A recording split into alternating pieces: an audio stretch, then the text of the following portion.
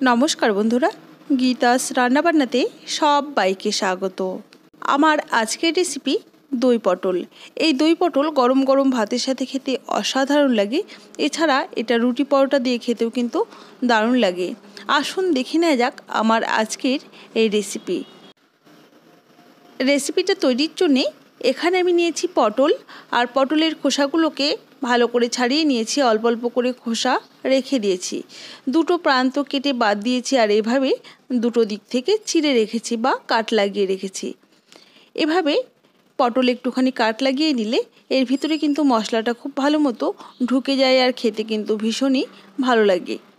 এবার এর মধ্যে অল্প করে একটুখানি লবণ আর একটুখানি হলুদ গুঁড়ো দিয়ে খুব ভালো করে ম্যারিনেট করে নিতে হবে।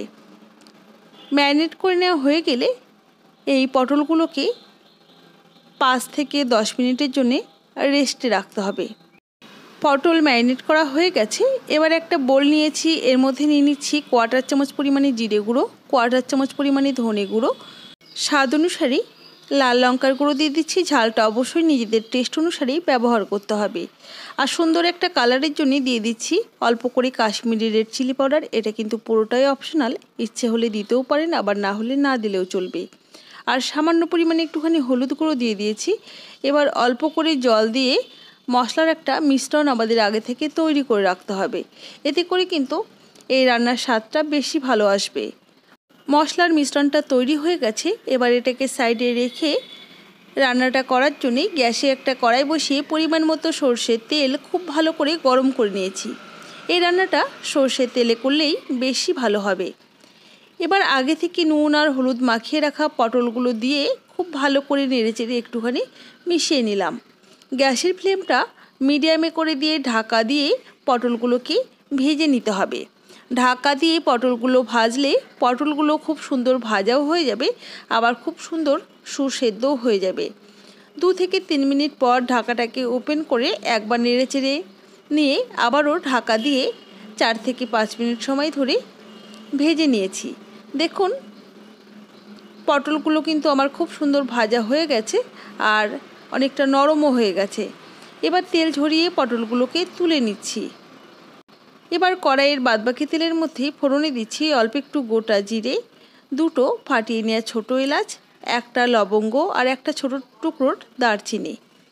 ফোড়নটা 15 থেকে 20 সেকেন্ড সময় ধরে ভাজা হয়ে গেলে এর মধ্যে দিয়ে দিচ্ছি আগে থেকে তৈরি করে রাখা মশলার মিশ্রণটা, যেটা আমরা জিরে, ধনে, লাল লঙ্কার গুঁড়ো, হলুদ গুঁড়ো আর কাশ্মীরি লঙ্কার গুঁড়ো দিয়ে তৈরি করেছিলাম।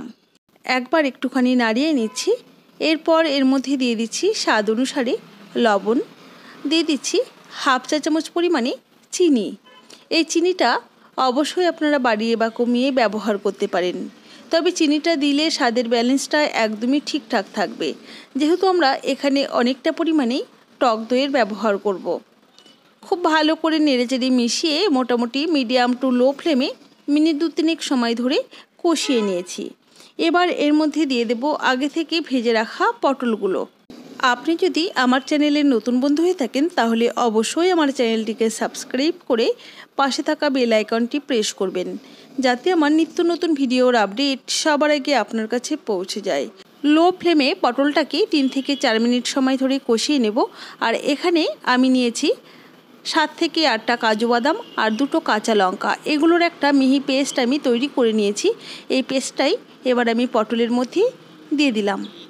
বাটিটা ধুয়ে অল্প করে একটুখানি জল দিলাম আর দিয়ে দিচ্ছি বেশ কিছুটা ফেটিয়ে নেওয়া টক দই। এখানে কিন্তু 100 গ্রাম টক দইয়ের ব্যবহার করেছি।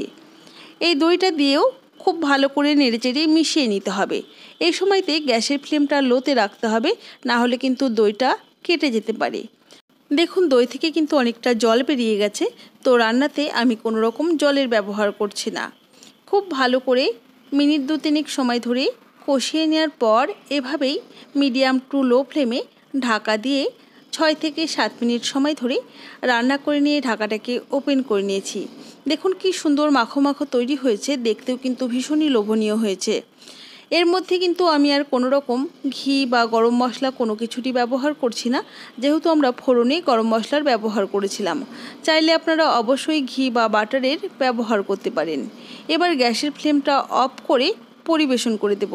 আমার এই রেসিপি আপনাদের কেমন লেগেছে অবশ্যই আমাকে কমেন্ট বক্সে কমেন্ট করে জানাতে ভুলবেন না যেন।